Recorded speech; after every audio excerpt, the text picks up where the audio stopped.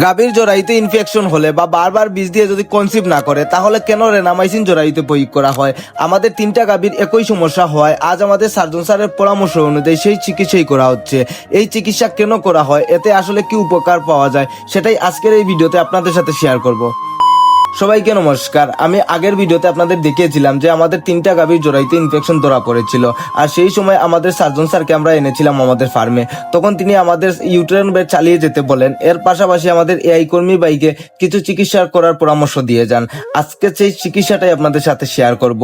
আমাদের এআই কর্মী ভাই আজ গাভীর জরায়ুতে রেনামাইসিন প্রয়োগ করেছেন। আমাদের এআই কর্মী ভাই এই ওষুধটা দেওয়ার পর আমি যতটুকু রিসার্চ করে জানতে পেরেছি, আসলে যখন জরায়ুর ভেতরে সংক্রমণ হয় তখন অনেক সময় শুধু মুখে খাওয়ানোর ওষুধে পুরোপুরি কাজ হয় না।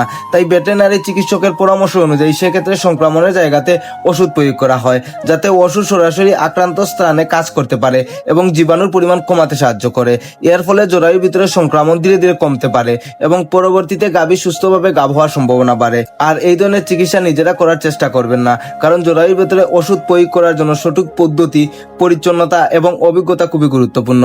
ভুলভাল করলে উপকারের বদলে ক্ষতি হতে পারে। তাই অবশ্যই একজন অভিজ্ঞ ভেটেরিনারি ডাক্তার বা প্রশিক্ষিত কর্মীর মাধ্যমে এই চিকিৎসা করানোটা ভালো। সত্যি বলতে এই 3টা গাভী নিয়ে আমরা অনেকটাই চিন্তায় আছি। একটার পর একটা বীজের খরচ, ওষুধের খরচ, চিকিৎসার খরচ সব মিলিয়ে অনেক বড় চাপের মধ্যে আছি। তারপরেও আশা চালিয়ে চিকিৎসা চালিয়ে যাচ্ছি।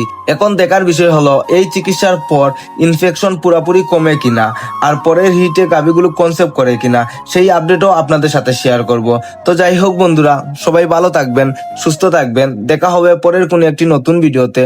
হর হর মহাদেব।